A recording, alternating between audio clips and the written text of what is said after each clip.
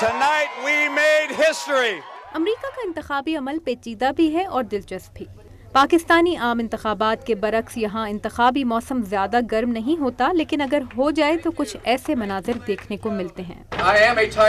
میں جبر کی علامت ہوں، مگر آپ کو مجھ پر اعتبار کرنا ہوگا۔ ورمن سپریم ایک باقاعدہ انتخابی امیدوار تھے، لیکن مفت پونی اور دانتوں کی لازمی صفائی بھی سیکورٹی کے عملے کو متاثر نہ کر سکیں۔ سپریم امریکہ میں جمہوریت کی علامت ہے۔ نیو ہیمپشائر امریکہ کی ان چند ریاستوں میں سے تھی جہاں انتخابی میدان میں اترنے والوں کو صرف $1000 خرچ کرنا پڑتا ہے۔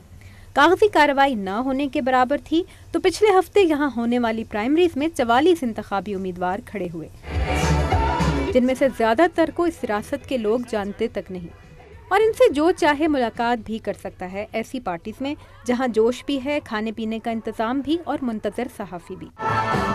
مگر لگتا ہے کہ ہر شخص کو امیدوار کا انتظار ہے سوائے ووٹرز کے۔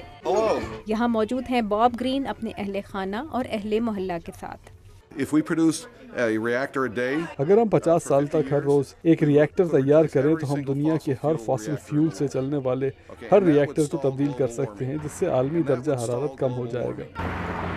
آدھی رات کو ہم جنس پرستوں کے اس کلب میں فریڈ کارگر بھی ایک انتخابی امیدوار ہیں۔ کارگر بہت حد تک اہم انتخابی امیدواروں جیسی باتیں بھی کرتے ہیں۔ میری ترجیح ہے ملازمت و فوری ملازمت۔ کچھ ووٹروں کو ان کی باتیں پسند آئیں، لیکن انہوں نے کوئی فیصلہ نہیں کیا۔ میں یہ جاننا چاہتا ہوں کہ یہ مٹ رومنی جیسے دولت مند امیدواروں کے سامنے کھڑے ہو سکیں گے یا نہیں۔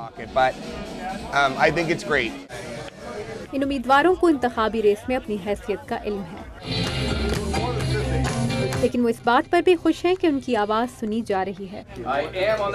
کیرولائن پسوٹی کے ساتھ تابندہ نعیم، اردو VOA۔